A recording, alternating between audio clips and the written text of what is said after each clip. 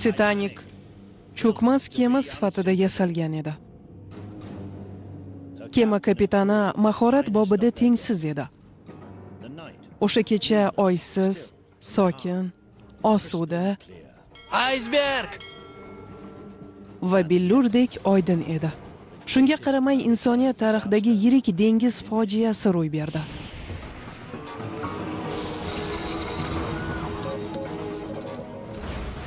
Cho'kayotgan kema mutlaqo e'tiborsiz, atrofdan o'tayotgan kemalarning nazaridan chetda qoldi. Kemalarning kapitanlari va yordamchilari yonlaridagi falokatni ko'rib, o'zlarini ko'rmaganga olishlariga aql bovar qilmaydi. O'sha kecha haqida hanuzgacha savollar bisyor.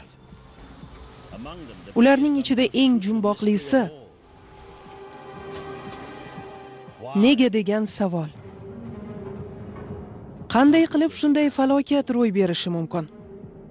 Ular falokat joyiga kelishdimi? U butun dunyoni kezib, minglab dalillar, guvohlarning ko'rsatmalarini to'plagan. Falokat haqida qancha ko'p o'rgansam, uning shuncha g'alati bo'lganini ko'raman. Tarixda ilk marta o'sha fojianing sabablari aniqlandi.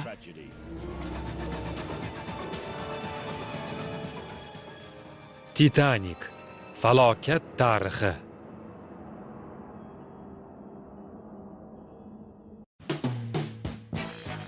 Las Vegas, Nevada.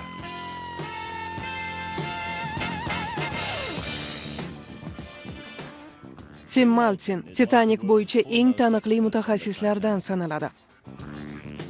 U falokat tafsilotlarini o'rganish uchun butun dunyoni kezmoqda. Las Vegasda uning bir umrlik qidiruvlari mahsuli jamlangan. Kema qoldiqlari 1998-yilda suv ostidan olib chiqilgan va namoyishga qo'yilgan.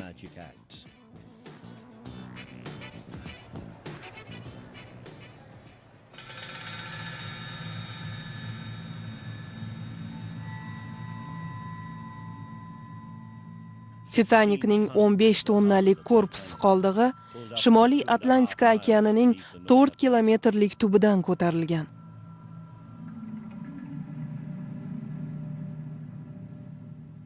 Cho'kkan kemaning katta qismini suv tubidan olib chiqib namoyishga qo'yish anchayin ziddiyatli masala. Biroq Tim uchun bu tarix bilan yaqindan tanishish imkoniyati.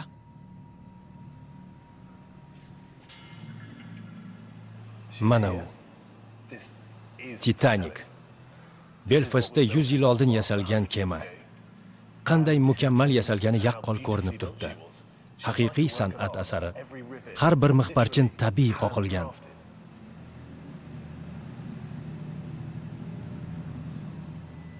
Buning yaqinida turib, g'aroyib hissiyotni boshdan kechirasan. Xuddi Titanik kuldan qayta yaralib, yoningga kelib qolganga o'xshaydi.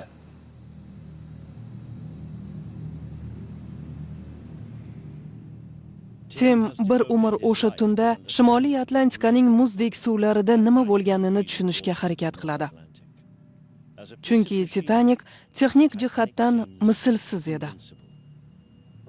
Bugun ushbu 15 tonnalik temirga qarab, kemaning qudratini baholash mumkin. U tengsiz bo'lgan. Hatto bugungi kunda ham shunday kemani yasay olmaymiz. Og'ir, mustahkam, mixparchinlari tabiiy qoqilgan. Sal teparoqdagi tuynukning oynasi qariyb 5 sm qalinlikda.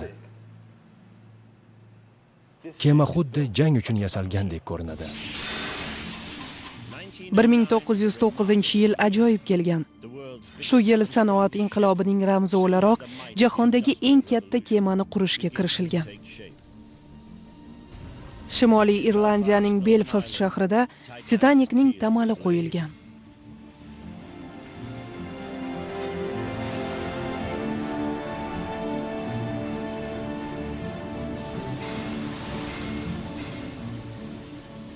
Xuddi shu paytda u yerdan 300 kilometr yiroqdagi Grenlandiya muzliklarida yirik muz qoyalari yemirlayotgan edi. Natijada minglab aysberglar Shimoliy Atlantika ummonining dengiz yo'li orqali janubga qarab suzishni boshlagan edi.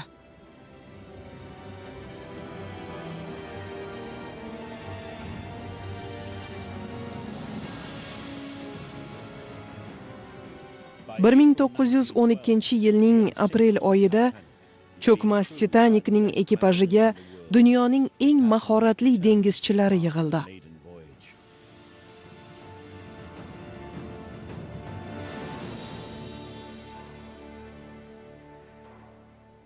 Birinchi reysga tayyorgarlik boshlandi. Tim Londonda mavjud barcha tarixiy va ilmiy dalillarni sahifama-sahifa sinchiklab o'rganmoqda. O'tgan yillar mobaynida Titanik afsonaga aylandi. Vaqt o'tgan sayin haqiqatan tobora uzoqlashib boryapmiz. Men 1912-yilga qaytishni, o'zimni o'sha odamlarning o'rniga qo'yishni, atrofdagi voqelikni tushunishni va aslida nima bo'lganini aniqlashni xohlayman. Tim bolaligidanoq Titanikka bog'langan. Uni yaxshiroq tushunish uchun hatto shaxsiy kemasini ham yasadi. 11 yoshga to'lganimda chizmalarni chizib, yelimlab chiqdim. Natijada Titanikning mana bunday profili paydo bo'ldi. Shu tariqa u haqiqiy kemaga aylandi.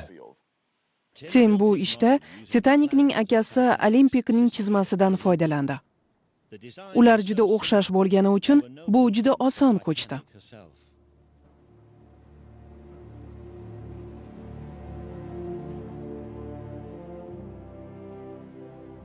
Endilikda falokatdan tirik qolganlarning xotiralari va kemaning suv tubidan topilgan qoldiqlariga asoslangan chizmalar yordamida Tim Titanikning shaklini tikladi. Titanik o'z zamonida eng yirik harakatlanish vositasi edi. Uzunligi 270, balandligi 53 metr bo'lgan kema 11 ta palubaga bo'lingan. Tepa palubalarda kapitanlik ko'priklari, keyingi 5 ta palubada esa birinchi toifaga mansub hashamdor kayuta va jimjimador jihozlar joylashgan. Masalan, dabdabali bezatilgan zinapoya. 3 ta quyi paluba jamoa, yuk va mashina bo'limlariga mo'ljallangan. Ulkan kema 65 ming ot kuchiga ega dvigatel aylantiruvchi 3 ta katta parrak yordamida harakatlantirilgan. Titanik 3500 odamni bag'riga olib suzuvchi shahar bo'lib, hayratomuz ko'rinishda qurilgan. Unda mashq maydonchalari, suzish havzasi va hatto sport zali mavjud bo'lgan. Birinchi toifaga mansub tushlik xonasi D palubasining markazida joylashgan. U kemadagi eng himoyalangan maydon sanalgan. Bu yo'lovchilarga yanada qulaylik yaratgan. Nihoyat 1912-yilning 12-aprelida Titanikning yakori ko'tarilib yo'lga tushdi. Manzil Nyu-York shahri.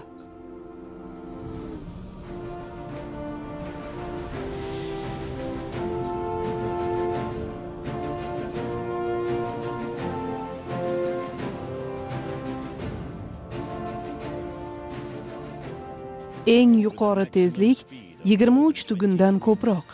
Suv sig'imi 40 ming tonna. Titanikning sayohati boshlandi.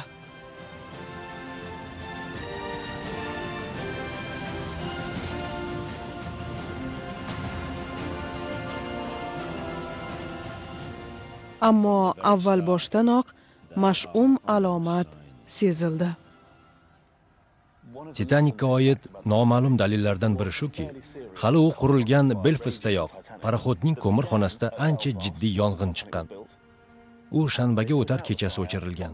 Natijada yong'inni nazorat qilish uchun butun sayohat davomida harakat qilingan. Titanikda jamiyatning barcha qatlamiga mansub odamlar bor edi.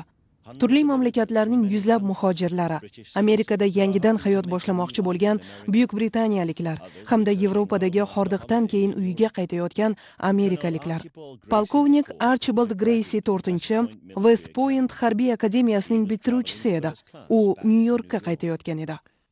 Men o'zimni xuddi dengiz sohilidagi qulay manzilda dam olib ketayotgandek his qilayotgan edim.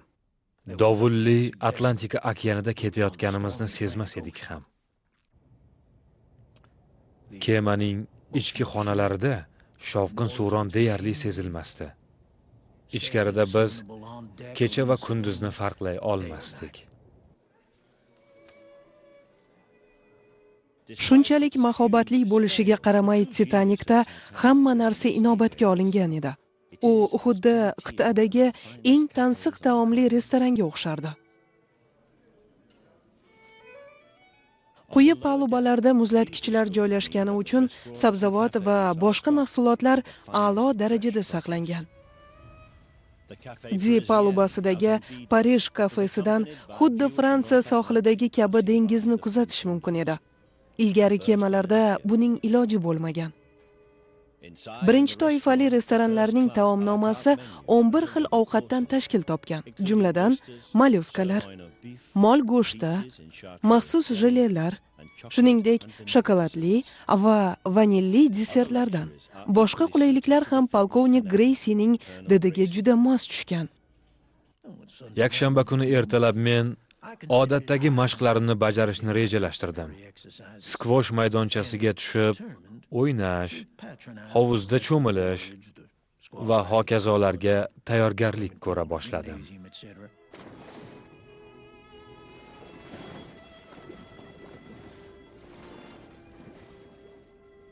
Nonushta vaqtidan ancha oldin uyg'onib, uzoq vaqt maza qilib hovuzda cho'mildim. Hovuzning suvi tanaga shu qadar yoqadigan haroratda ediki, boshqa hech qayerda unday zavqni tuymagan edim.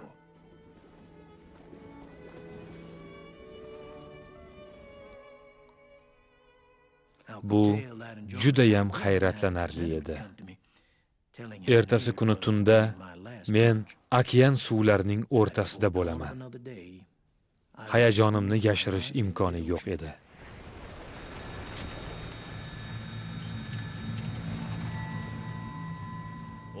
Bu paytda esa muz palaxsalari janubga qarab harakatlanib, dengiz yo'lini to'liq to'sib qo'ygan edi.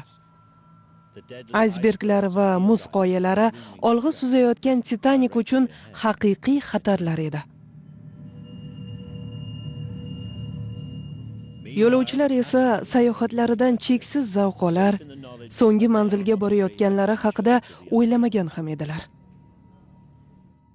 Qolaversa, Shimoliy Atlantika yo'nalishi xuddi temir yo'l kabi aniq bo'lgani uchun hech nimadan cho'chimasdi. Minglab kemalar sharqdan g'arbga qarab va aksincha yo'nalishda muntazam suzar, yo'l juda ravon edi. Titanikning safari roppa-rosa 7 kunga mo'ljallangandi. Birinchi toifali palubalarning ko'pchilik yo'lovchilari, masalan, ishbilarmonlar, har oyda bir marta bunday sayohatni amalga oshirardi. Ular uchun bu odatiy safar edi. Yo'qlikka ketayotganlarni xayoliga ham keltirmasdi. Chorshanba kuni tongda manzilga yetib boramiz deb o'ylardi xolos.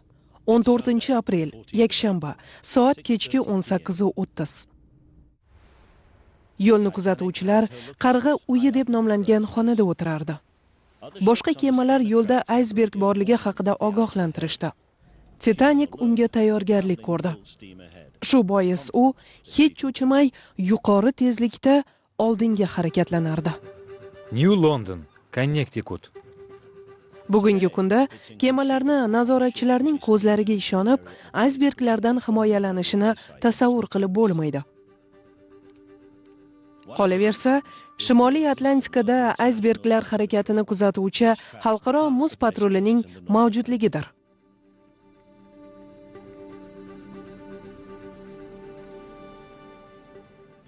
Xalqaro muz patruli shu maqsadda tashkil etilgan. Okeanshunos Don Murphy shu tashkilotning yetakchi ilmiy xodimi. Meni aysberglarning qayerdan kelishi va bu yergacha qancha yo'l bosishi qiziqtiradi. Shimoliy Atlantika okeaniga aysberglar asosan Grenlandiyaning g'arbiy sohillaridan keladi.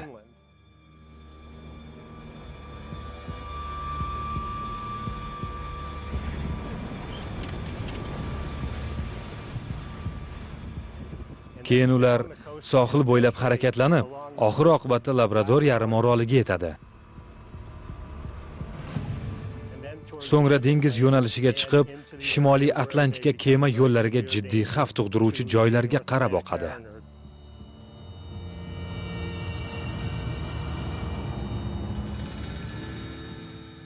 Aysberglarni oqizib keluvchi muz yo'nalishi Labrador oqimi deb ataladi.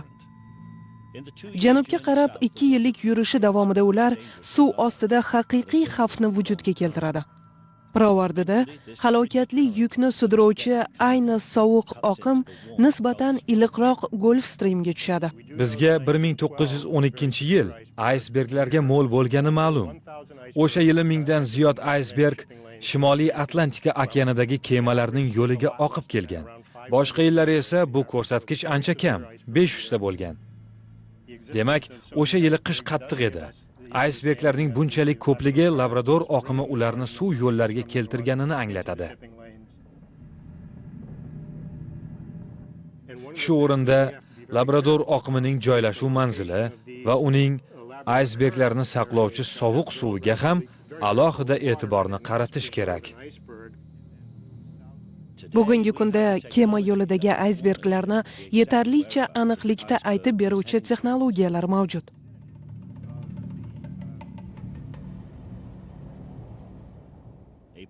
Bir 1912 yilning 12 apreli.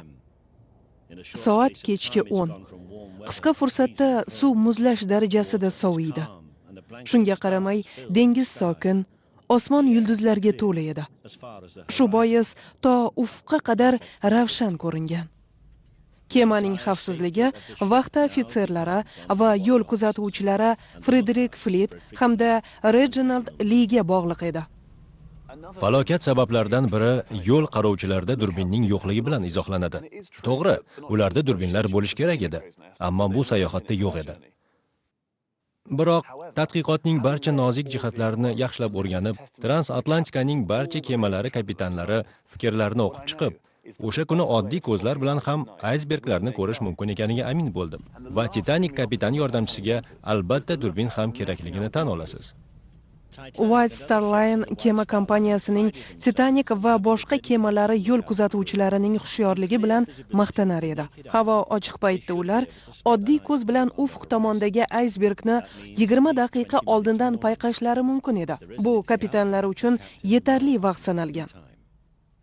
Qo'ng'iroqni 3 marta qattiq urib, to'siq aynan yo'lda ekani haqida ogohlantirish lozim edi.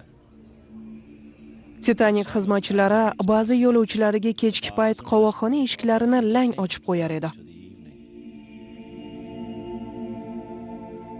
Boshqalar, masalan, maktab o'qituvchisi Lawrence Beasley uchun uyquga yotish vaqti yetgan edi.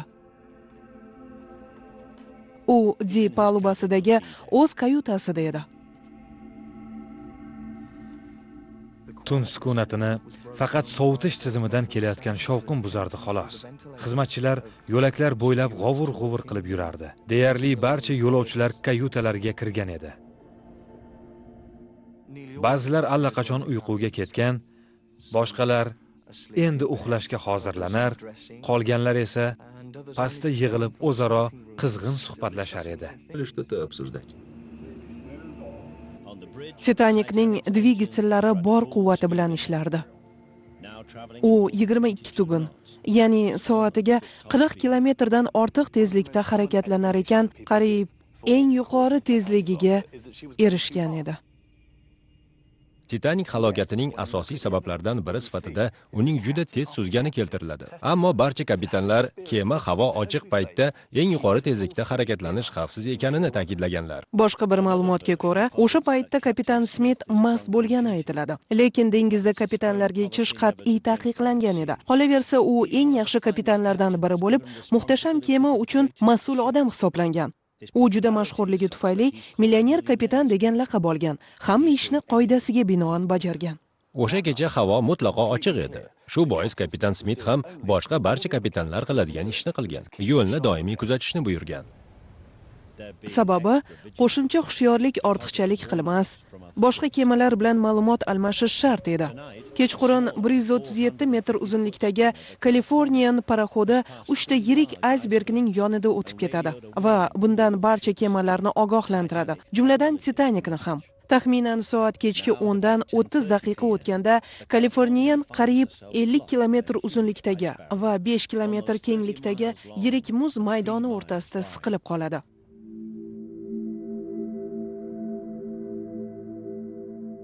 Uning kapitani Stanley Lord yosh mutaxassislardan bo'lib, boshqalarga o'rnak edi. Californian muz to'siqning yaqinida to'xtagach, u yaqinlashib kelayotgan kemani payqaydi. Men soat 10 da yordamchimga yonimizdan o'tib ketayotgan kemaning chiroqlarini ko'rganimni aytdim. Juda g'alati kecha edi. Biz yulduzlarni signal mash'alalari sifatida qabul qilib, ko'p adashardik. Sababi osmon qayerda tugab, dengiz qayerdan boshlanishini ajrata olmasdik. Atrofda o'lik sukunat hukm surardi. Yordamchim u yulduz dedi. Men unga hech nima demadim.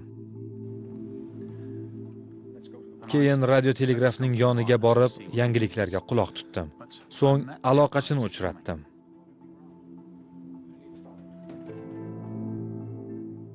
Va undan bu hududdagi kemalar haqida bilish-bilmasligini so'radim. U faqat Titanicni bilishini aytdi. So'ngra u menga kema Titanicga o'xshamasligini aytdi. Bu aniq dedi. Lord Titanicni qandaydir o'rtacha paraxod deb o'yladi. Unda radio uzatgichi ham yo'q edi. Shu bois Lord shu yaqin atrofdaligi aniq bo'lgan Titanicga yana bir xabar berishni buyurdi. Titanicning aloqachisi bosim ostida ishlayotgan edi. Sababi kema sohilga yaqinlashib qolgani bois, u yerdagilarga telegramma jo'natish bilan band edi. Xabarlar juda ko'p edi. Uzoqdan keluvchi signallarni eshitish uchun Jack quloqchinlarning ovozini ko'tarib qo'ygan edi. Californiandan esa Civil Evans ogohlantirish yuboradi.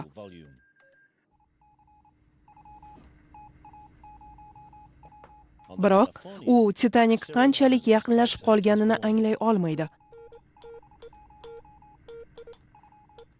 Qariya, biz muz qurshovida to'xtab turibmiz.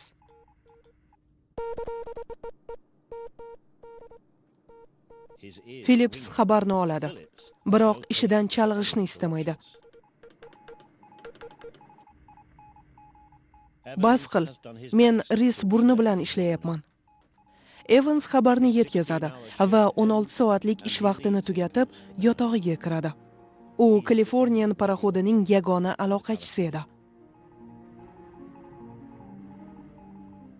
Ayni paytda Titanic Californiandan taxminan 16 kilometr uzoqda bo'lib, yaqin qutqaruv punktidan mosuvo edi.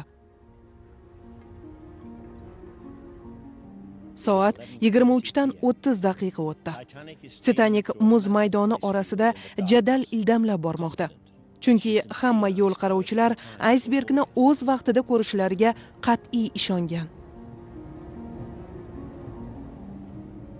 Biroq 10 daqiqadan so'ng kemadan omad yuz beradi.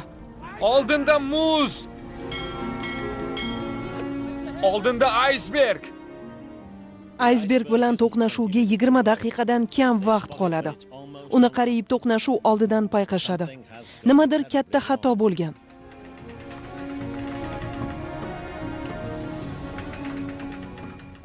Kema ekipaji chambarakni to'liq burib, aysbergdan qochishga urinadi. Kattaligiga qaramay Titanicni boshqarish juda oson edi. Kema aysbergga urilmasdan qayrilishni boshladi.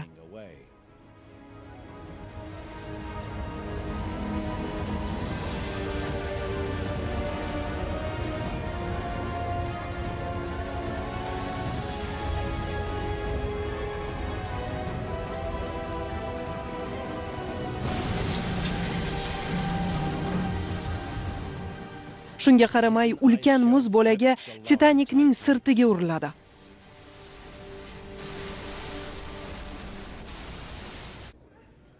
Titanik shu qadar ulkan ediki, ko'pchilik yo'lovchilar hatto nima bo'layotganini ham sezmaydi.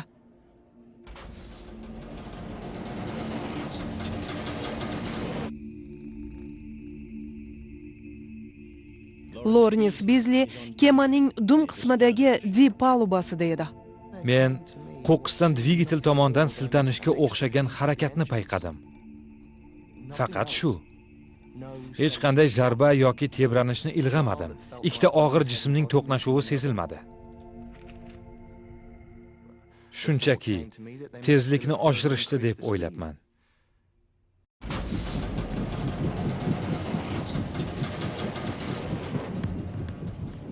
Bu paytda esa aysberg Titanikning sirtini teshadi va suv ichkariga oqib kirishni boshlaydi. Shunga qaramay, biz hech qanday falokat belgilarini bilmagan edik.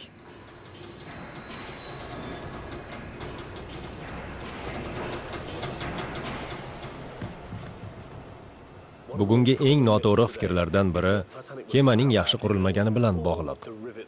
Yengil mixparchinlar, mo'rt temirlar, bularning barchasi to'liq uydirma. Agar shunga zarurat bo'lganida, kema qurilishiga yanada ko'proq pul sarflanardi. Titanikka yetkazilgan zarar soniyasiga million futni tashkil qiladi. Ya'ni bu portlash bilan teng degani. Bunday zarbadan hatto namunaviy harbiy kema ham cho'kib ketardi.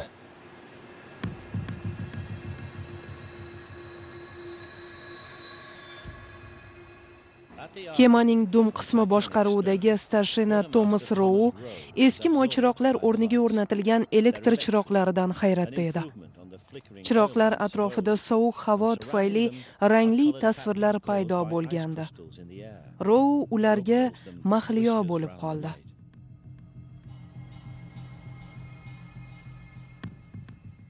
Men tashqariga qarab, yonimdan yelkanlari ko'tarilgan kema o'tganini ko'rgandek bo'ldim. Keyin uning aysberg ekanini aytishdi.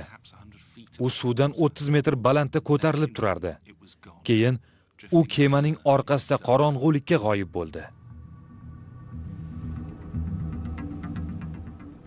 5 soniyada kemaning mustahkam sirti ilma-teshik g'alvirga o'xshab qoldi.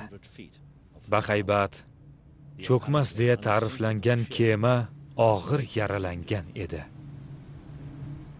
Ko'pchilik Titanikning cho'kmas deb ta'riflangani White Star Line kompaniyasining reklamasi deb hisoblaydi.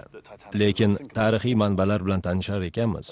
Kema quruvchisi Thomas Andrews haqiqatan ham uni cho'kmas deb bilganiga guvoh bo'lamiz. Hatto kapitan Smith yakshanba kungi kechqurungi ovqat paytida agar Titanik 3 ga bo'linib ketsa ham har bir bo'lagi alohida suzib ketaveradi degan ekan.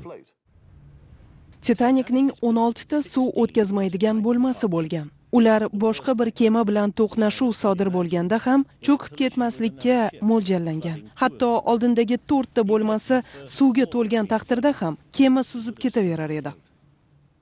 Lekin o'sha tunda misli ko'rilmagan to'qnashuv ro'y berganki, natijada kemaning 6 ta bo'lmasi suvga to'lgan. Dengiz falokatlari tarixida undan oldin va keyin ham bunday miqyosdagisi ro'y bermagan. Mabodo Titanik aysberg bilan yuzma-yuz to'qnashganda u omon qolar edi. Uning burilishi tufayli ko'rgan zarari misli ko'rilmagan darajada edi.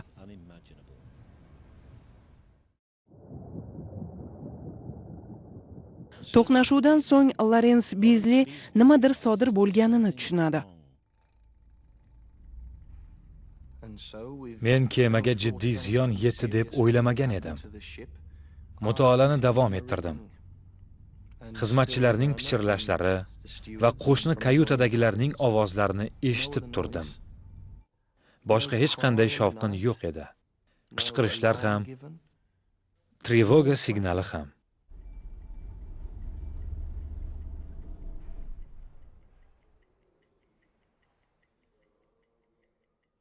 Biroq bir necha daqiqadan so'ng men raqsga o'xshash harakatni sezdim. Keyin tebranish qo'qqisdan to'xtab qoldi. Kemani harakatga keltirayotgan dvigatellarning ovozi o'chdi. Bizli nima bo'lganini bilish uchun yuqori palubaga ko'tariladi. Pastda esa loyihachi yetgan zararni o'rganib, kema 2 soatdan oshiq suv ustida turmasligini chamalaydi. To'qnashuvdan so'ng oradan 47 daqiqa o'tgach, kapitan Smit falokat haqida xabar berish va ayollar hamda bolalarni qutqaruv qayiqlariga chiqarishni buyuradi. Titanikda yo'lovchilar va ekipaj a'zolarini sig'diruvchi qutqaruv qayiqlari bo'lmagan degan fikr ham tarqalgan. Ammo haqiqat biroz murakkabroq. 1912-yilda Savdo vazirligi kemalarni suv o'tkazmaydigan qilib yasashni buyuradi. Ya'ni ularning o'zlari qutqaruv qayiqlariga aylanishlari kerak edi. Shu bois agar kemada zarur qulayliklar bo'lsa, unga kamroq qutqaruv qayiqlarini ortish haqida buyruq berilgan. Chunki dengizda omon qolishning eng yaxshi usuli kemada ko'plab qutqaruv kemalarini olib yurish emas, balki uni cho'kishdan asrab qolishga qaratilgan. Keyingi 1,5 soatda 18 ta qutqaruv qayig'i va sonlar Titanikdan dengizga tushirilgan. Oxir-oqibatda ularga kemadagi 2000 dan ziyod yo'lovchi va ekipaj a'zolaridan bor yo'g'i 700 tasi sig'gan xolos. 13-qayiqqa chiqarish uchun atrofida boshqa birorta ayol va bola qolmaganiga iqror bo'lgach, Lawrence Bizli ham unga sakraydi. Bu paytda hali Titanikning bortida bo'lgan polkovnik Greysi omon qolishning so'nggi imkoniyatini ko'radi. O'zim vasiylik qilayotgan ayollarni tetiklashtirish uchun bizdan 8 kilometr olisdagi kema deb o'ylaganim yorqin oq chiroqni ko'rsatdim. Chunki u bizga yordamga kelayotganiga ishonchim komil edi.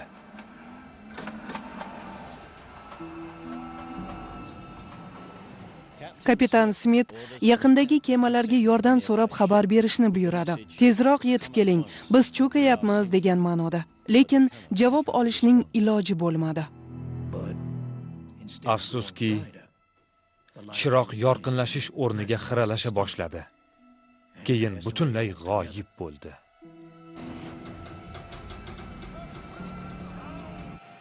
Qayiqlar falokatga uchragan kemaning yonidan imkon qadar xavfsizroq masofaga uzoqlashar edi. Undan uzoqlashgach, bizning qayiqlardan ancha baland bo'lib turgan qudratli kemaga tikilib qarardik.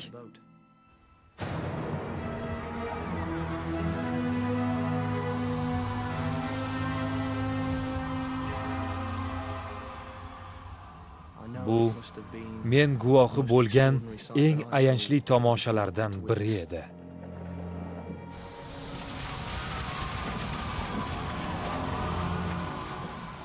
Ulkan Titanik qiyshayib, suvga cho'kib borayotganda uning ichida hali 1,5 ming odam bor edi. Polkovnik Greysi kemaning uchiga qarab borishga urinadi. Oldimizda juda ko'pchilik odamlar qo'rquvdan dag'-dag' titrar edi.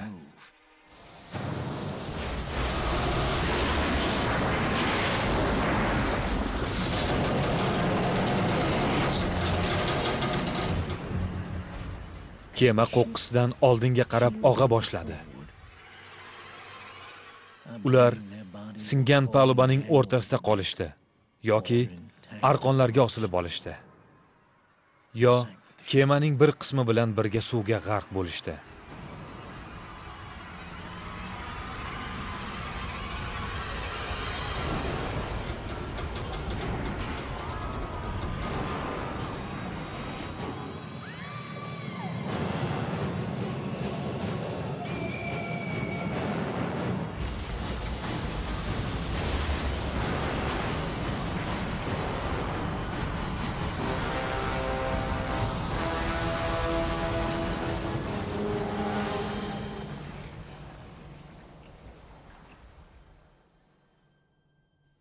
Men yanada chuqurroqqa cho'kar edim.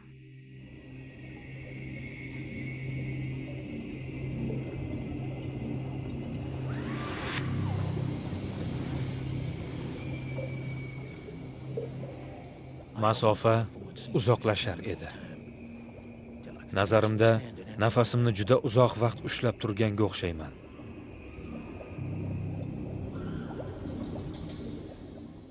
Ortiq bunga umuman Mening bardoshim yetmay qoldi. Kislorod yetishmasligini o'ylagach, ikkinchi nafasim ochildi. Keyin tepam yorishayotganini ko'rdim. Demak, yuqoriga qarab suzayotgan ekanman. Garchi bu kunduzgi yorug'lik bo'lmasa-da, tungi yulduzli osmon suv yuzini ancha-muncha yoritib turar edi.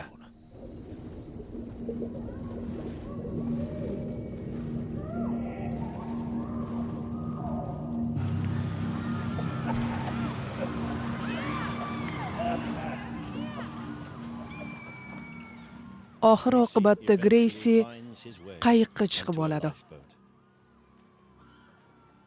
Yuzlab odamlar bunga muvaffaq bo'lmagan.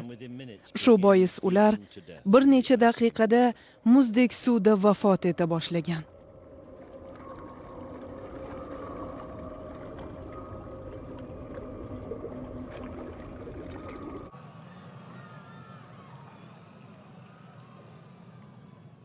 o'n 16 yoshli Jin Hepok butun fojiani 4-qayiqda turib kuzatadi. Atlantika okeani o'rtasida yolg'iz qolishning qanchalik qo'rqinchli ekanini bilmaysiz. Osmonda yulduz uchsa, kimnidir taqdiri bitgan deb hisoblanadi. Biz esa shundoq yaqinimizda halok bo'lgan yuzlab odamlar haqida o'yladik.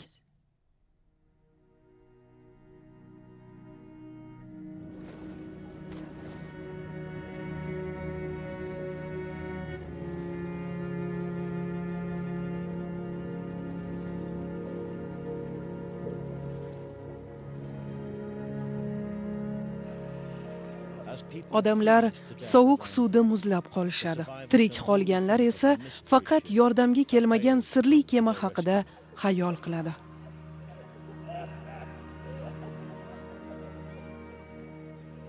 Eng ayanchlisi uning shunchalik yaqinda bo'lganligi. U odamlarni bemalol qutqarishi mumkin edi. Kapitan va uning yordamchilari falokatni bila turib, o'z vaqtida yordam so'rab murojaat qilmaganlari afsuslanarli. Titanik aysberg bilan to'qnashib halokatga uchradi. Kaliforniyan shundoq yaqinda bo'la turib, unga yordamga kelmadi. O'sha fojiali aprel kechasining ikkita yechimsiz jumbog'i.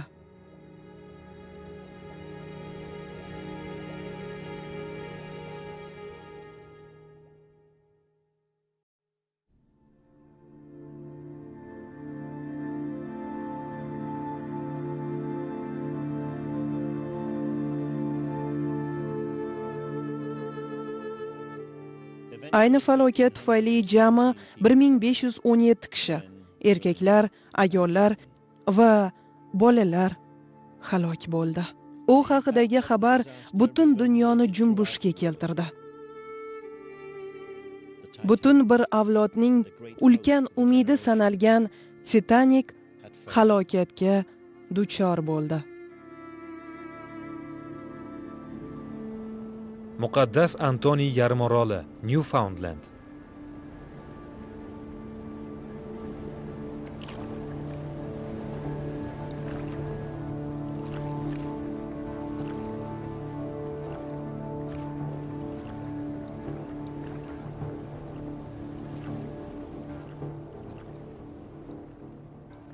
Zamonaviy moslamalar bilan jihozlangan bu qayiqda suzish mutlaqo xavfsiz. Endi o'sha paytdagi qayiqlarda tungi kiyimlardagi ayollar va bolalar o'zlarini qanday sezganlarini bir tasavvur qiling. Ular ham deyarli shunday qayiqlarda bo'lishgan. Aysberglar esa bulardan yirikroq ekanligi aniq. O'sha kuni quyoshli bo'lib, muzlar biroz erigan. Shu bois qayiqdagilar yonlardagi aysberglarning qarsillab yorilishi va suvning shaloplashlarini eshitib turgan.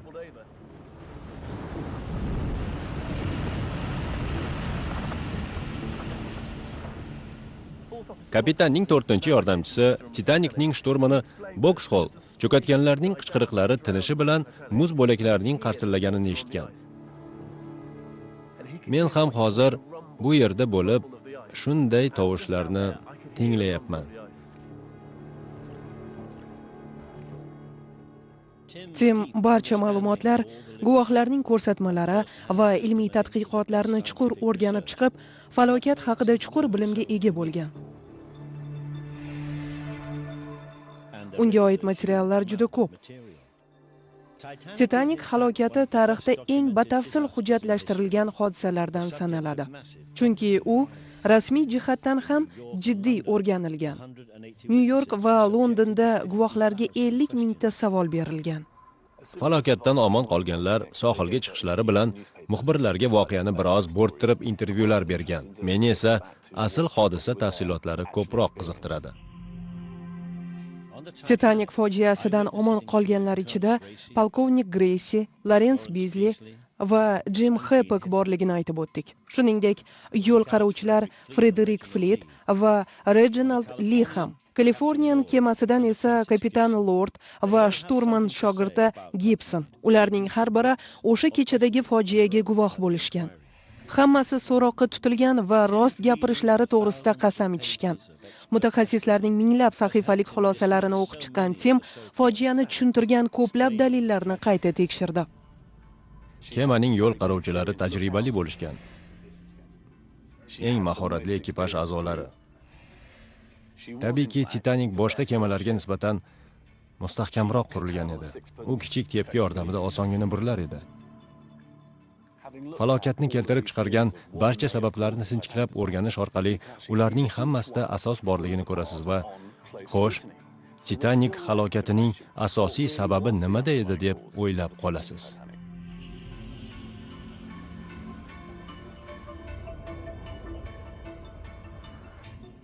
Undanda jumboqli bo'lgan ikkinchi savol. Nega Titanikka shunchalik yaqin turgan boshqa kema ekipaji unga yordam qo'lini cho'zmadi? Tim bu savolga javob topishning bitta usulini biladi. Men uchun birinchi o'rinda dalil turadi.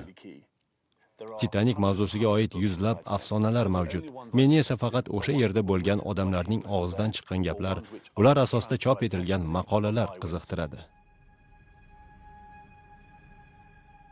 Guvohlarning ko'rsatmalari chuqur o'rganilgach, o'sha kecha ob-havo unchalik ham yaxshi bo'lmagani oydinlashdi. Osmonda yulduzlar har qachongidan ham ko'ra yorug'roq nur sochar. Favqulodda sokin okean va qo'qqisdan g'ayritabiiy darajada havoning sovib ketishi Kutilmaganda juda achchiq, qaqshatqich, etni junjiktiruvchi sovuq paydo bo'ladi. Sovuqning harakatlanishini hisobga olsak, o'sha kecha uning turg'unligi ancha g'alati tuyuladi.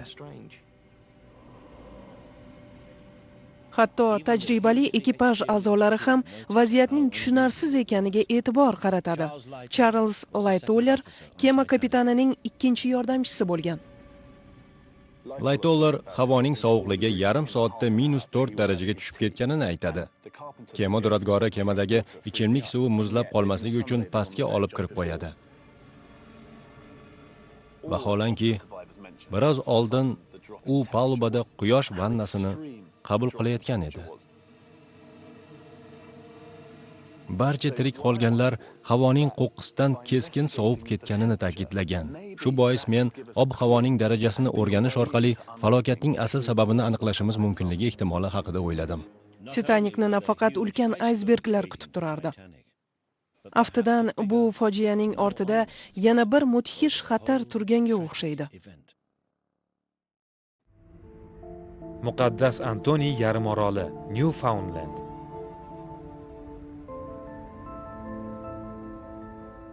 Tim hodisa sababini aniqlash maqsadida Titanikni cho'ktirgan muzlik hosil bo'lgan manzilga qarab yo'l oladi. Albatta, u Labrador oqimi orqali okeanga oqib kelgan Grenlandiya aysbergi edi.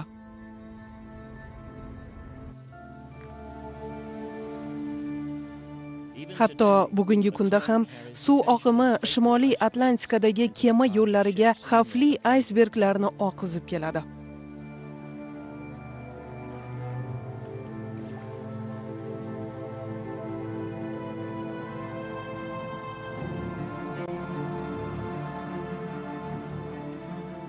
Labrador oqimi o'ziga xos sifatlarga ega. Newfoundlandlik kema kapitanlari esa ko'p yillik tajribalari asosida u bo'yicha chuqur kuzatishlarni olib borgan.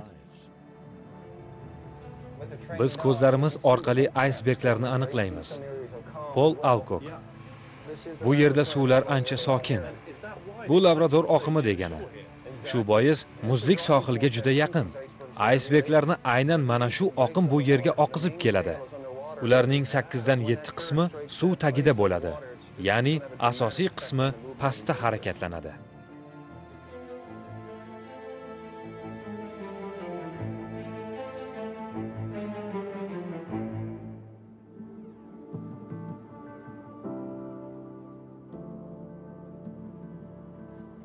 Kema ekipaji har 4 soatda suv va havoning haroratini o'lchab turgan. Keyin uni daftarga qayd etgan. So'ng u daftarlar turli davlatlarning meteorologik xizmatlariga yuborilgan. Natijada ularga asoslanib sinoptik xaritalar tuzilgan.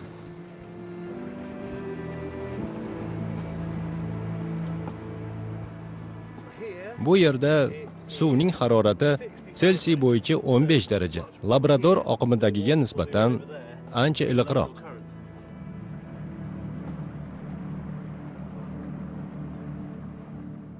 Tim Labrador oqimining suvi qanchalik sovuq ekani va u Gulf Streamga qo'shilmasligini aniqladi. Hatto shu yerda ham ikkita dengiz oqimining chegaralari yaqqol belgilangan. Buni Titanic halokati guvohlarining ikkala oqim chegarasidan o'tishlari bilan havo naqadar o'zgarganini aytganlari ham tasdiqlaydi.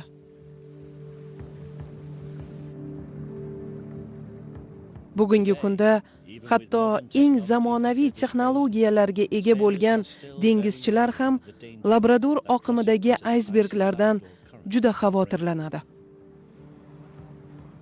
Men tungi vaqtda kapitan adashishini yaxshi tushunaman. Chunki odamning ko'zi uzoq muddat tikilib turgach, diqqatini yo'qotishi mumkin. Ha. Aytingchi, agar biz hozir mana shunday shahar ko'rinib turgan dengiz suvida emas, balki atrofimizni yuzlab aysberglar qurshab olgan Atlantika okeanida bo'lsak, o'zingizni qanday his etardingiz? Juda ham asabiylashardim.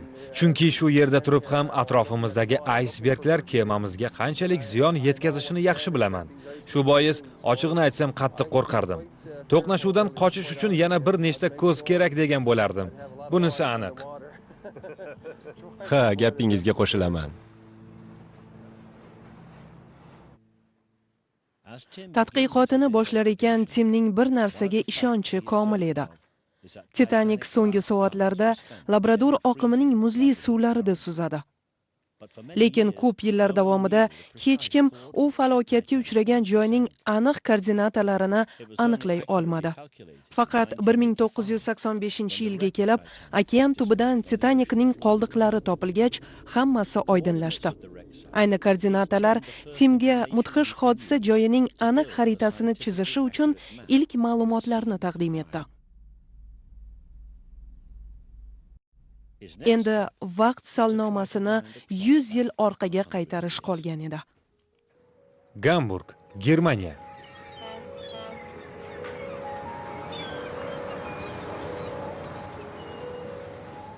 Tim o'sha davrga oid daftarni izlab, Jahon dengiz arxiviga tomon yo'l oldi. Nihoyat u Gamburgdagi Nemis meteo byurosidan yangilik eshitadi. Unga Wolfgang Goden qo'ng'iroq qiladi. Salom Tim, men bilan yuring.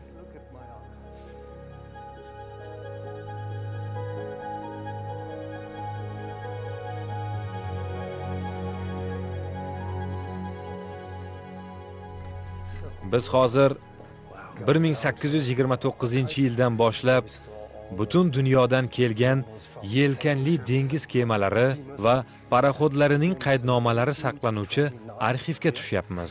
Sizlarda hammasi bo'lib qancha yozuv saqlanib qolgan? Arxivda taxminan 37 ming qayd daftarchasi saqlanadi. Qoyil.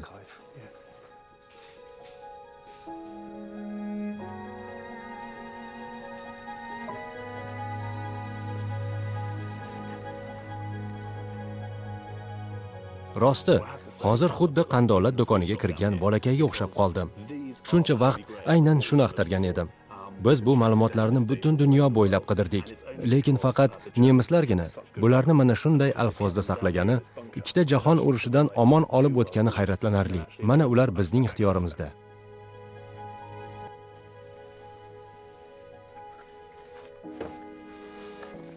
Biz bu yerdan 1912-yilning aprelida shimoliy kenglikning 41-43 hamda g'arbiy kenglikning 49-51 darajalari orasidagi yozuvlarni izlayapmiz. Ba'zi qaydnomalar qariyb bir asr mobaynida ochib ko'rilmagan. Birinchisi Bremen layneriga taalluqli. U Titanik halokatidan 3 kun keyin Nyu-Yorkdan Yevropaga qarab yo'lga chiqqan. U Titanik qoldiqlarini yonidan o'tgan. Dengizda kema parchalari va Felli Laynxenni ko'rgan. Shuning uchun daftarga xochlarning rasmi chizilgan. Felli Laynxen nima degani? Ko'p odamlarning jasadlari degani. Jin ursin. Demak, ular haqiqatan ham Titanik halokatga uchragan joyning yaqinidan suzib o'tgan. Shunday bo'lish kerak. Yo'lovchi ayol Yohanna Shtunka keyinchalik ayni manzarani yozib qoldirgan. Biz kemadan pastga qarab, son sanoqsiz jasadlarni ko'rdik. Shu qadar yaqindan ko'rdikki, kiyimigacha, erkak yoki ayolligigacha ajrata oldik.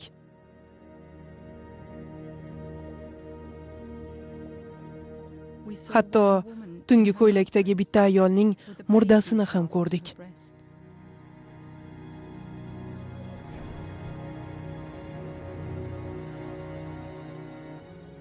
U bag'riga bolasini bosib olgan edi. 3 ta erkakning tanasi. Ular yonida suzayotgan bitta stulni mahkam ushlab yotardi. Aftidan hayot uchun so'nggi nafasigacha kurashgan.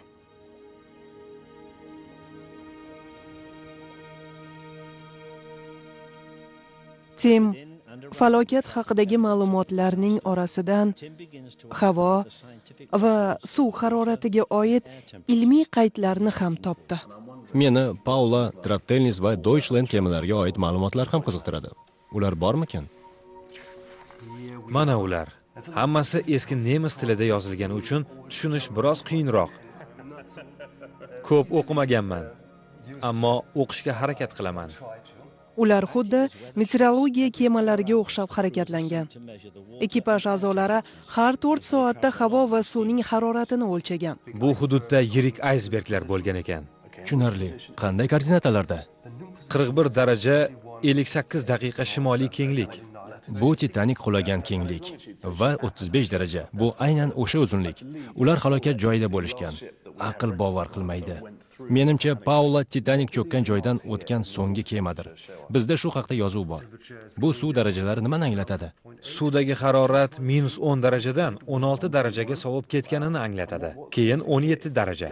-17 daraja. Jin ursin. Eng yomoni bir kun oldin iliqroq bo'lgan, keyin keskin sovigan, hamma narsa muzlagan, keyin yana -10 darajaga ko'tarilgan. Atlantikadan suzuvchi kemalar haroratning keskin sovishini qayd qilgan. Bu esa Timga Titanikning 100 yildan beri sir bo'lib kelayotgan halokati sabablaridan yana birini ochishiga imkon tug'dirdi. Menga harorat ko'rsatkichlarini aytib turing. Ularni kompyuterga kiritaman. +5, -12 daraja. Shu tariqa Labrador oqimining xaritasi asta-sekin shakllandi. Tim xuddi jinoyat izquvari kabi Labrador oqimining o'tish yo'llari, xususan Titanik qulagan joydagi yo'nalishini aniqladi.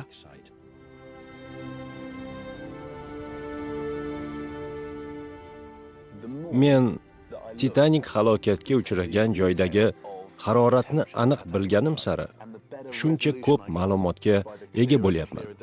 Va fojia aynan iliq va sovuq oqim qo'shiluvchi hududda ro'y berganiga ishonch hosil qildim.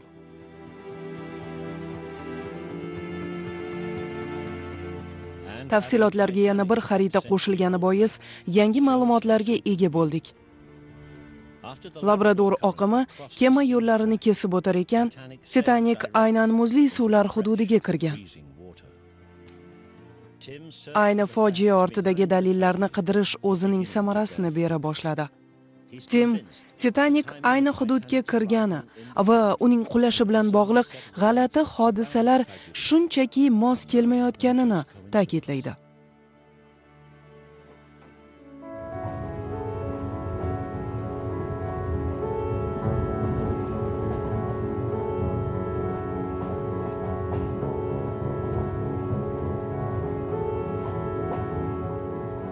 Tim bu sirni ilm-fan ochishiga qat'iy ishonadi. Halokatdan tirik qolganlar orasida o'zlarining shunchaki omadi chopmaganiga ishonuvchilari ham ko'plab topiladi. Mana ulardan biri. Ikkinchi toifaga mansub palubadagi yo'lovchi, fizika o'qituvchisi Lawrence Beasley nima deb yozadi?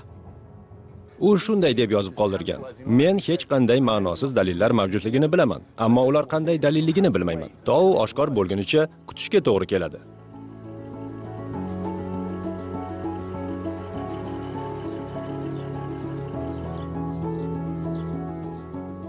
Izlanishlar Simni Angliya janubi-g'arbidagi dengiz arxivi sari yetakladi. U so'nggi kema qaydnomalarini ham topdi. Ya'ni yana bitta kema Titanik halokatga uchragan joyning juda yaqinidan o'tgan ekan.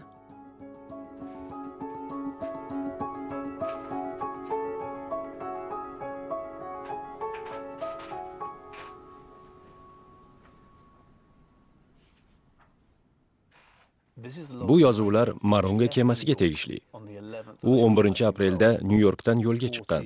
Uning koordinatalari 40 daraja 56 daqiqa bo'lib, bu Titanik qulagan manzilga juda yaqin hudud.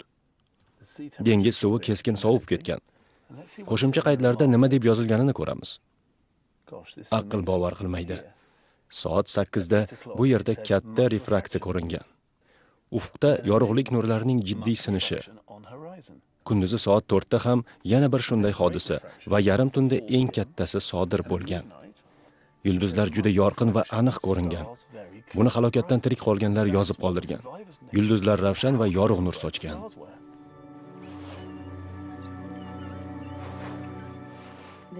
Dengiz juda sokin edi. Osmonda yulduzlar shu qadar ko'p ediki, bunaqasini hech qachon ko'rmagandim.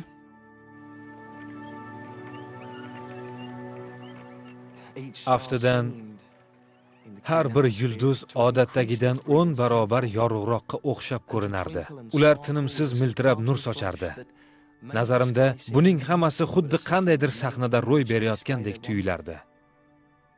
Dengizchilar refraksiya haqida yozar ekan, ular g'alati optik effekt va musaffo havodagi o'zgarishni qayd etadi. Omon qolgan yo'lovchilar osmonda yorqin yulduzlarni ko'rishgan. Hayratlanarlisi, zarur vaqtda zarur joyda juda oz kema bo'lgan. Haqiqatan bu bunday kemaga oid yagona qayd daftari hisoblanadi. Ishonish qiyin, lekin hammasi rost. O'sha joyda tinimsiz refraksiya sodir bo'lib turgan. Tim kemalardagi qayd daftarlarini sinchiklab o'rganish orqali o'sha kunlardagi refraksiyalar bo'yicha ilk marta yangi ma'lumotlarga ega bo'ldi. Shu tariqa Tim 100 yil mobaynida hech kim ochib ko'rmagan hujjatlar bilan tanisha boshladi. Ularda fojia joyi yaqinidan o'tgan barcha kemalar g'alati optik hodisalarni kuzatgani qayd qilinadi. Bularning ma'nosi nima? Havo oyna kabi toza degani. Ya'ni akslanish. Ha, Aql bovar qilmaydi. ha, Tun juda sovuq bo'lishiga qaramay, yulduzlar charaqlab turgan. ha, shunday. Gapingiz rost. Nihoyat Tim o'sha kecha sodir bo'lgan voqeaning sababini tushunishga erishdi. Tiniq ufq, sarob ko'rinishi kunning ikkinchi yarmida kuzatilgan. Tiniq ufq va sarob, refraksiyalar, saroblar va ularning sehrli hodisalari haqida ko'proq bilish uchun Tim eng zarur joyga otlanadi. Mahaviy cho'li. Kaliforniya.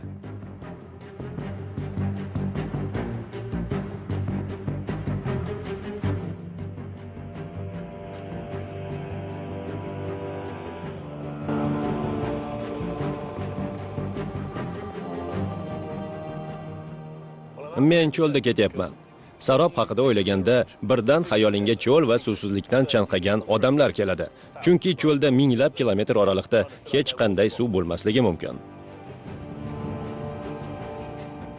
Chanqagan odamlar xuddi suvdek jimirlayotgan sarobni ko'rishadi va unga qarab yuraveradi. Ammo hech qachon yetib bora olmaydi.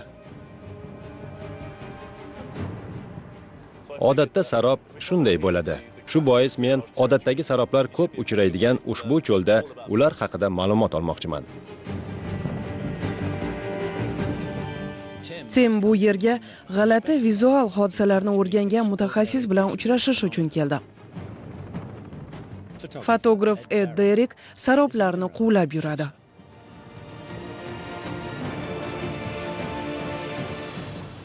Men bu yo'l bo'ylab kezaman va suratga olish uchun qulay saroblarni ko'rganimda darrov to'xtayman. Odatda sarob suv bo'lib ko'rinadi. Xuddi oldingda suv bordek tuyuladi, ammo unga yaqin borsang hech narsa bo'lmaydi. Bu jimirlagan effektni nima sodir qiladi? Uning sababi nimada? Hammasi havoning zichligiga bog'liq. Ko'pchilik musaffo havo orqali osmonga qaraganda faqat toza havo haqida o'ylaydi xolos. Aslida bularning hammasi linzaning ishi. Hammasi atmosfera sharoitiga bog'liq. Sarobning kuchini to'liq tushunish uchun suhbatning o'zi kifoya qilmaydi. Hozir yer havoga nisbatan ancha issiqroq. Haroratdagi bu tafovut moviy osmondan tushayotgan yorug'likni sindiradi va natijada qum ustida jimirlagan manzara vujudga keladi. Vertolyot havo qatlamlarining orasidan uchar ekan, bizga yana bir effektni ko'rsatadi. Havo linza vazifasini o'tab, yorug'likni sindiradi va biz ko'rayotgan holatni paydo qiladi. Natijada turli tuman saroblar ko'zga tashlanadi. Bu men eng yoqtirgan saroblardan birining ketma-ketligi. Olis masofadan nima ko'rayotganingizni tushunmaysiz. Biz hatto Nyu-Meksikadagi katta yo'lda yerga yaqinlashib kelayotgan kosmik kemani ko'ramiz. Aslida uning nimaligi noma'lum. U xuddi kosmik kema kabi sekin pastga tushyapti. Havoda muallaq turibdi. Ha, havoda muallaq turibdi. Bizga shunday tuyuladi. Lekin keyingi bosqichga o'tsak, uning avtomobil egani, orqasida esa ikkita yuk mashinasi kelayotgani oydinlashadi. Aql bovar qilmaydi. Ko'zimiz biz bilan hazillashayotganga o'xshaydi. Bizni ko'zimiz aldamaydi. U odatdagidek ko'radi. Hamma gap linzada. Biz jism bilan havoning o'rtasidagi tasvirni ko'ramiz. Demak, u haqiqiy tasvirmi? Ha, albatta tasvir. Kamera hech qachon aldamaydi.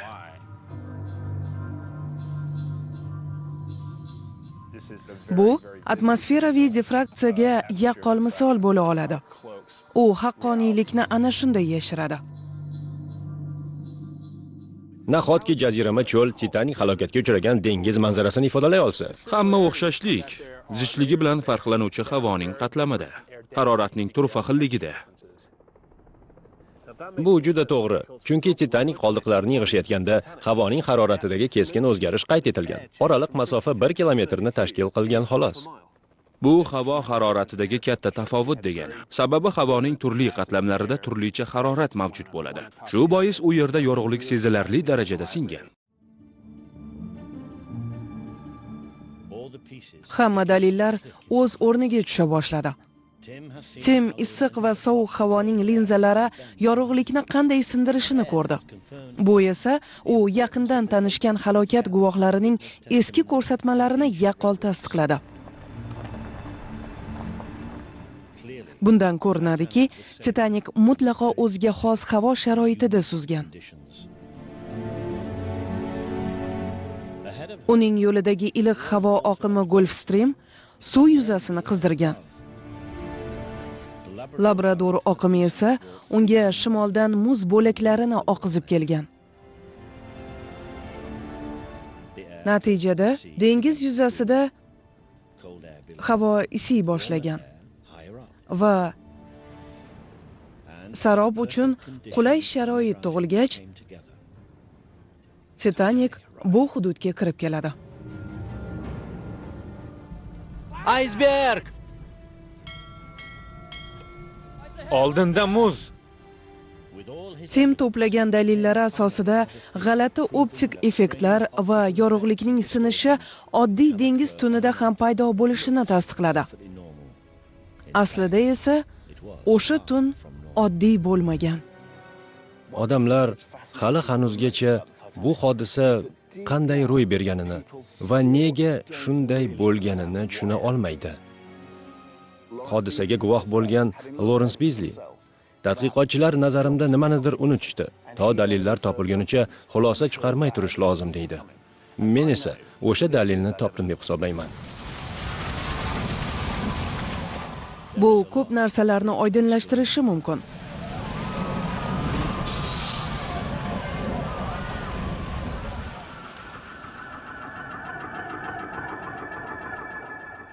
Kemadagi bir qancha yo'lovchilar va ekipaj a'zolari fojia paytida ularning yonidan o'tib ketayotgan kemani ko'rganlarini aytadi. Men ularga oppoq yorug' chiroqni ko'rsatdim. Uni bizdan 8 kilometr olisdagi kema deb o'ylagan edim. Sababi uning bizga yordamga kelayotganiga ishongan edim.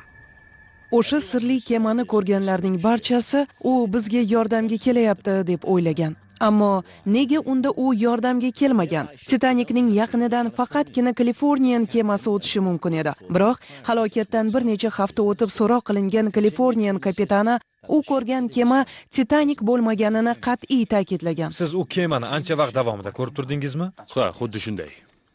Sizningcha u qanday kema edi? U biznikiga o'xshagan kema edi. Yirik yo'lovchi paroxodi.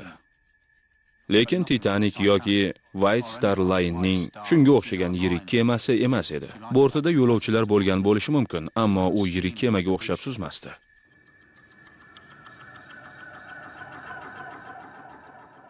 Siz dunyodagi eng katta kemani adashtirishingiz mumkinmi yoki yo'qmi? Men uning dunyodagi eng katta kema yoki shunga o'xshash boshqa kema bo'lmaganiga ishonchim komil. Bunga hech qanday shubham yo'q dedim. O'sha kecha juda g'alati edi. Faqat shuni ta'kidlashim mumkin. O'z fikrida qat'iy turgan Lord vaqtani topshiradi va uyquga yotadi.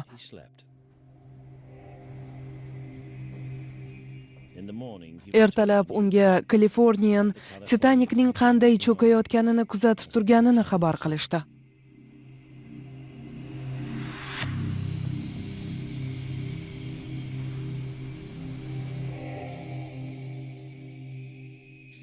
Kapitan Lordning yana bir fojiasi shunday ediki, u Shimoliy Atlantika kemalaridagi eng yosh kapitan edi. Shunga qaramay u juda qobiliyatli edi. Lekin u o'sha kecha zarur vaqtda kerakli joyda emas edi. U Titanikning yonidagi kemada turib, uning qanday cho'kayotganini o'z ko'zlari bilan kuzatgan. Biroq noqulay atmosfera sharoiti tufayli u nimani ko'rayotganini aniq tushunib yetmagan.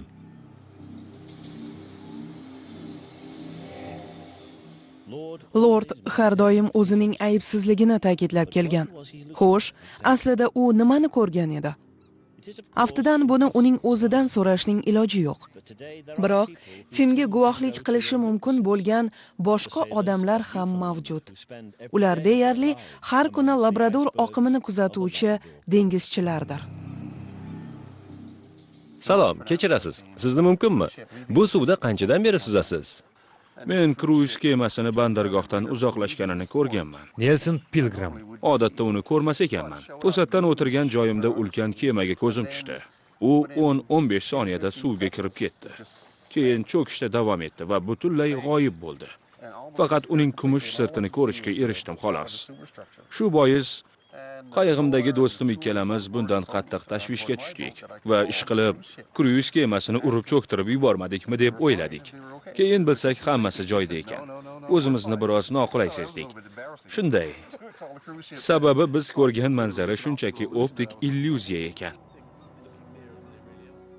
Tim nihoyat saroblar va sovuq suv o'rtasidagi g'aroyib bog'liqlikni ko'rdi. Bunga albatta tinimsiz tadqiqotlar va guvohlarning ko'rsatmalari sabab bo'ldi. U qanchalik ko'p izlangani sari ilgari rad qilingan ko'plab dalillarni topmoqda. Bir qarashda bizga Lord qanday qilib dunyodagi eng katta kemani oddiy yuk kemasi deb o'ylashi juda g'alati tuyuladi. Mana bunga qarang. Bu bir vaqtning o'zida ham yuk kemasi, ham tankerga o'xshab ko'rinadi. Aslida esa bu shunchaki sarob. Shu bois neft tankeri yuk kemasiga o'xshab ko'rinadi.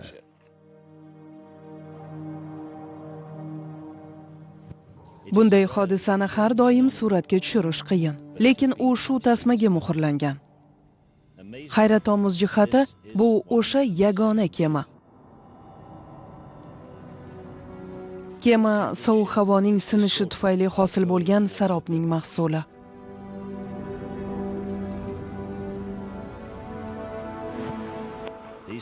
Bu tasvirlar Finlandiya sohillari yaqinida suratga olingan.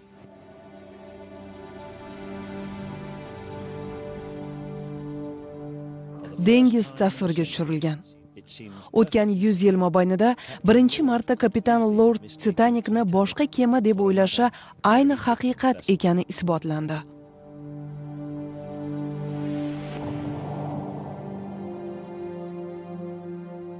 Afsuski, kapitan Stanley Lord 1962-yil 84 yoshida o'zining halol nomini oqlay olmay hayotdan ko'z yumdi. Men o'sha kecha nima bo'lganini aniq bilgan bir inson sifatida kapitan Lordga qattiq achinaman. Chunki ko'pchilik uning ko'rgan kemasi mutlaqo Titanicga o'xshamagani haqidagi gaplarga umuman ishonmagan. Endilikda men u bor haqiqatni gapirganiga aminman. Sababi u aslida ham Titanicga o'xshagan hech narsani ko'rmagan.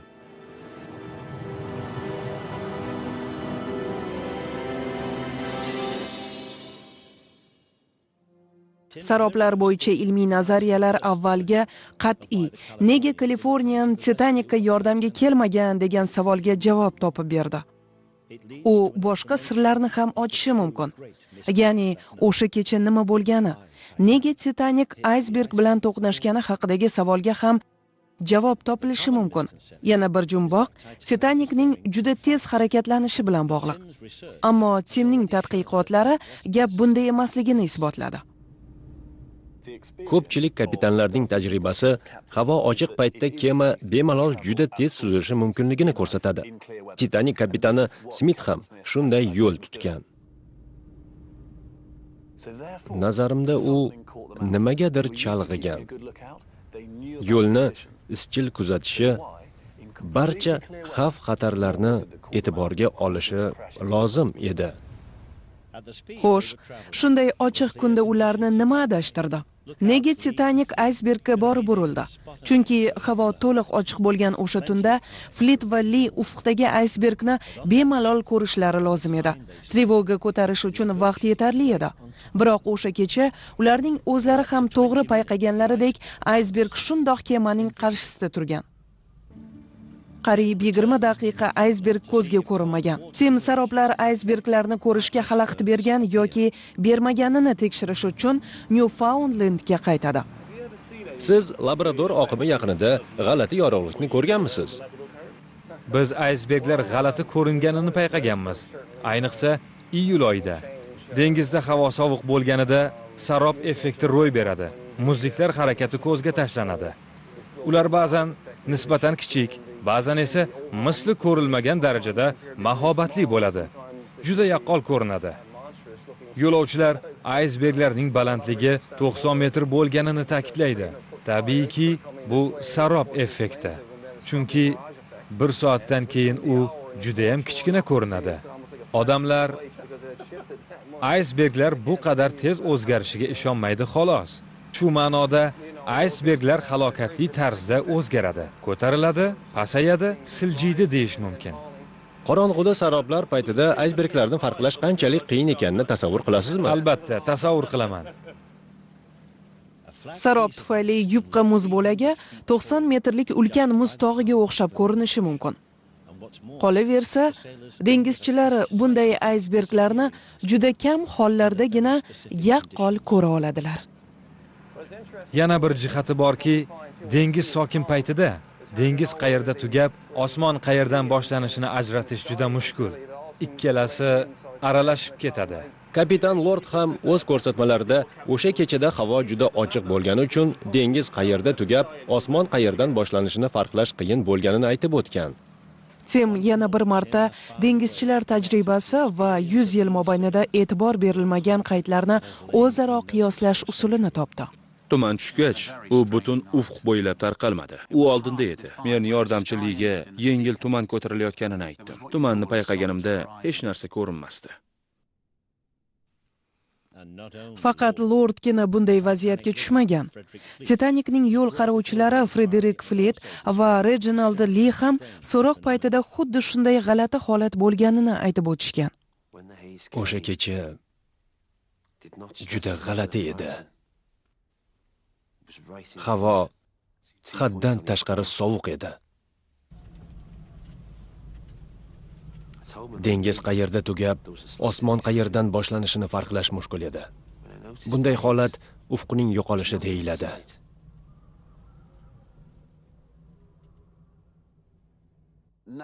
Ko'pchilik uni xizmat paytida uxlab qolganlikda ayblaydi. Ammo bu noto'g'ri. Fleet ko'zlarini oldindan uzmagan. Britaniyalik sudya uni so'roqqa tutganida ufqda yupqa tuman ko'ringanini aytgan. Shundan so'ng sudya kema tezligini pasaytirish, bu haqda kapitanni ogohlantirish kerak edi degan. Biroq Fleet bu narsa kuzatuvga zarracha xalaqit bergani yo'q deya qat'iy e'tiroz bildirgan. Shunda sudya agar ko'rishga xalaqit bermagan bo'lsa, u qanday tuman bo'ldi deya hayratlangan. Yo'l qarovchilar nega aysbergni oldinroq ko'rmaganlariga hayron bo'lishgan. Ularning ko'rsatmalaridan shu narsa oydinlashadiki, Titanik to'liq sarob orasidan harakatlangan. Mana buni qarang. Finlandiyada olingan surat. Ufq odatdagidan ko'ra balandroqqa ko'tarilib turibdi. Bunday misollar juda ko'p. Masalan, mana bunisida dengiz sathi ko'tarilib, g'alati effekt paydo qilmoqda. Endi bu manzara aslida nima bo'layotganini tushunmayotgan dengizchiga tunda qanday ko'rinishi mumkin? G'alati saroblarga ko'plab misollarni keltirish mumkin. Mana masalan, ufqning ko'tarilishi. Kunduzi bunday manzarani farqlash oson. Ko'z o'ngingizda orollar va daraxtlar rangin bo'yoqlarda gavdalanadi. Tungi oy yorug'ida jismlarni ajratish qiyin. Sarob ufqda suv sathini ko'taradi. Ehtimol bu Frederik Fleet aytgan ufqdagi yengil tumandir. Uning ichida Titanikning boshqa bir siriga yechim yashiringan. Titanik halokatga uchragan tunda osmonda oy ko'rinmagan.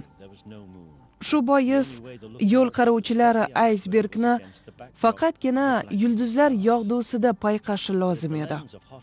Madomiki havoning sovuq va iliq oqimi sarobni paydo qilar ekan, u dengizni va aysberg orqasidagi ufqni ham akslantiradi. Yulduzlar g'oyib bo'lgach, aysberg ham umuman ko'zga ko'rinmay qoladi.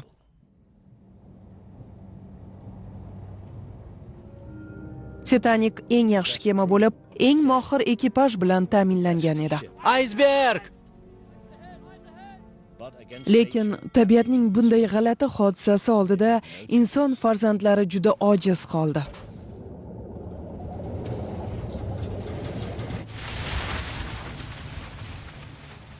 Ishonarli nazariya.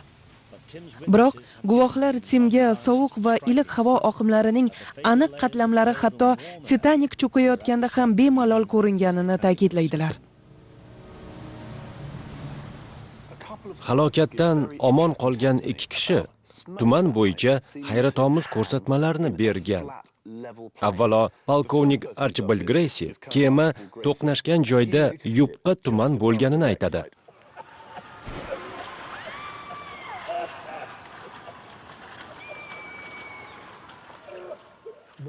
Ko'zlarim dahshatli tomoshani kuzatar ekan. Bepoyon dengizdagi suvning bir necha santimetr baland yuzasida yorug', tumanli bug'larni payqadim.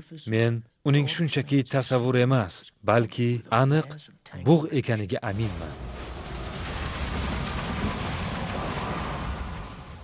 Keyin vaziyat yana ham keskinlashdi. Bu juda dahshatli edi. Birinchi toifa palubasi yo'lovchisi Filip Mok qutqaruv qayig'ida o'tirar ekan, Titanik cho'kayotganda havoga baland bo'lgan qora tutun ustuni ko'tarilgani va u tepada qo'ziqorin shaklini olganini aytadi. Filip Mok qora tutun tepaga ko'tarilib to'xtab qolganini ham alohida qayd etgan.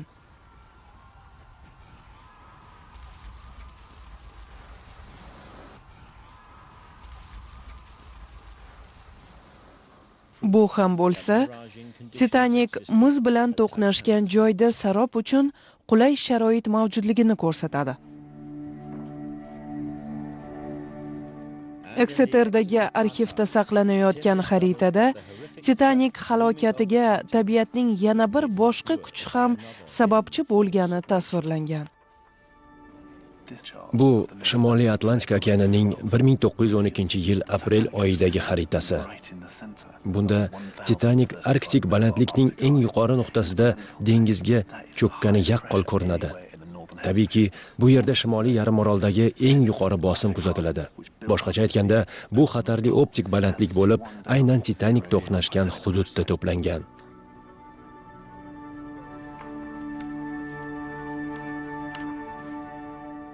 Ayni havo bosimi ham o'sha kecha Titanik bilan bog'liq falokatni kuchaytirishga xizmat qiladi.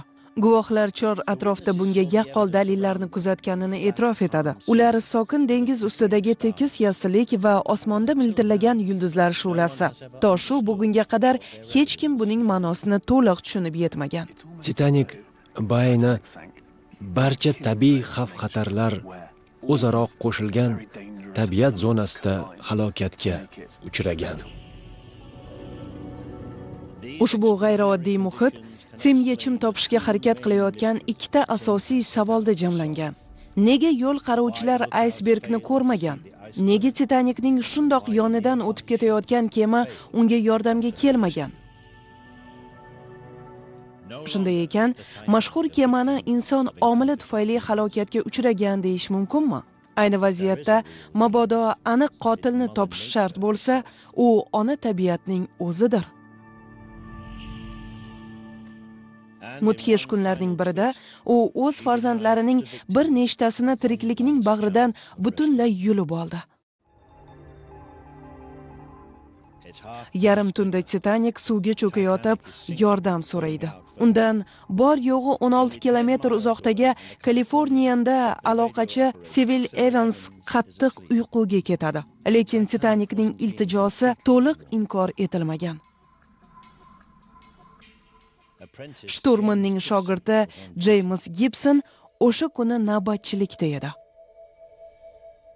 Yarim tunda mening navbatchilik vaqtim boshlandi. Taxminan 12 dan 15 daqiqa o'tganda tepadagi supachaga chiqdim va kema to'xtab qolganini ko'rdim. Keyin kemamiz yorqin oq dog'larga o'xshab ko'rinayotgan aysberglar bilan o'ralgan edi. Ikkinchi yordamchim bilan qahva ichayotgan edik. Oradan bir necha daqiqa o'tgach, undan yaqin atrofimizda kema bormi deb so'radim. U o'ng tomonda bitta kema borligini aytdi va men u yoqqa qarab miltirayotgan chiroq Morze alifbosidagi signalni qabul qilganini ko'rdim. So'ngra bitta uzun signal yubordim. Biroq javoban berilgan signal miltillay boshladi. Pirovardida chaqiruv tugmasini bosdim.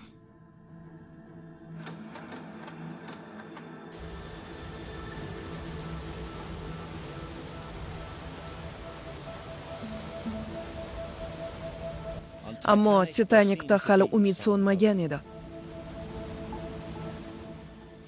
Kapitanning 4-yordamchisi Joseph Boxhall signal chirog'ining yonida edi.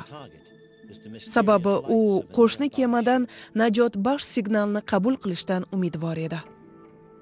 Kapitan Smith mening yonimda turardi. Ikkalamiz ham kema yaqin atrofda deb o'ylab tinimsiz signal berishdan to'xtamasdik. Qayta va qayta.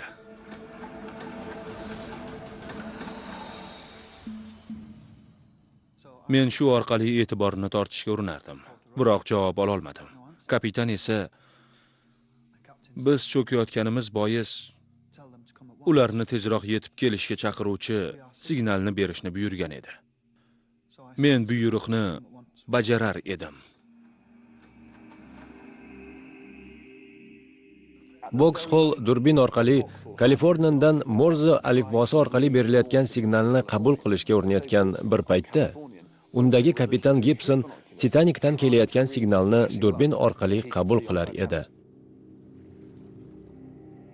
Ularning ikkalasi ham buning kod bo'lishi mumkinligini bilardi, lekin diqqat bilan qarar ekanlar, bu tasodifiy chaqnashlar bo'lsa kerak deb o'ylagan. Narigi kemadagi chiroqlar o'chmadi. Men durbindan qarab, uni machta signali deb o'yladim. Gibson o'zi ko'rayotgan tasodifiy yorug'lik chaqnashini kichik paraxodning kerosinli lampasidan chiqayotgan shu'la deb qabul qilgan. Hammasi havo sharoiti tufayli. Signallar tasodifiy chaqnashlar sifatida ko'rilgan. Titanikdagi Boxhol ham hech narsani tushuna olmadi. Oxir oqibatda Kaliforniyadan oldindagi sirli kemaning machtasidan kelayotgan g'alati signal yo'qoladi. Titanik okean tubiga g'arq bo'ladi.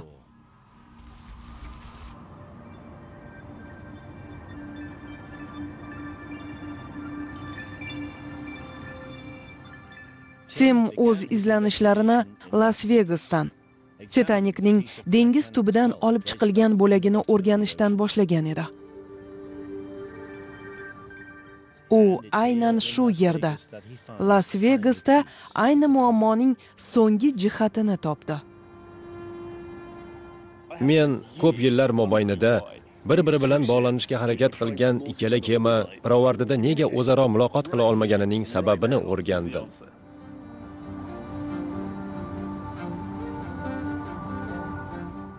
Va nihoyat mazkur savolga javob topdim. Biz hozir ko'rib turgan chiroqlarning shu'lasi doimiy. Sababi Las-Vegasda elektr quvvati bilan bog'liq muammo yo'q. Ayni paytda biz bu chiroqlarning tinimsiz miltillayotganini ko'ramiz. Shu o'rinda men beixtiyor Bizlining o'sha kecha yulduzlar go'yoki menga gapirgandek bo'ldi degan so'zlarini eslayman. Chunki hozir ham Las-Vegasning chiroqlari menga gapirmoqda. Ushbu maftunkor manzaraning fojiali tomoni shundaki, bu chiroqlarning orasidan hech qanday yorug'lik signalini ko'rib bo'lmaydi. O'shanda Titanik va Kaliforniya kemalarining o'rtasida ham xuddi shunday manzara mavjud bo'lgan. Sovuq qish kunida Las-Vegas tepasidagi chiroqlar ham xuddi Shimoliy Atlantika ustidagi zamharir havodagi kabi miltillaydi. Yordam so'rab iltijo qilgan kema kapitanining signali xuddi shu bois ikkinchi kemadagilar tomonidan to'g'ri qabul qilinmagan. Umuman olganda, Titanik falokatining sabablari tabiatning o'zida yashiringan. U shunchaki chiroqlar o'yinida yashiringan. Hayratomuz, maftunkor, hatto sehrli. Biroq mohiyatan olganda halokatli. Dengiz juda sokin edi. Osmonda yulduzlar shu qadar ko'p ediki, bunaqasini hech qachon ko'rmagandim. Musaffo, yulduzli kecha dengiz yuzasidagi yorug'likning darajasini sezilarli darajada oshirib yuborgan edi.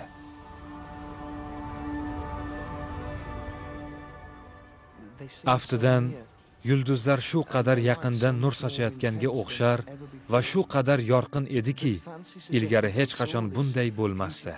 Nazarimda ular ikkita kemaga xuddi shunday alfozda muqarrar halokat haqida yolg'on xabar berayotganday tuyuladi. Dunyoda sodir bo'layotgan ofatlar haqidagi ogohlantirish signallari.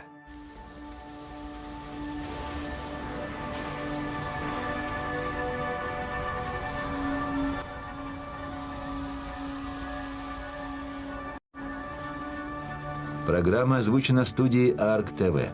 Текст читал Игорь Тарадайкин.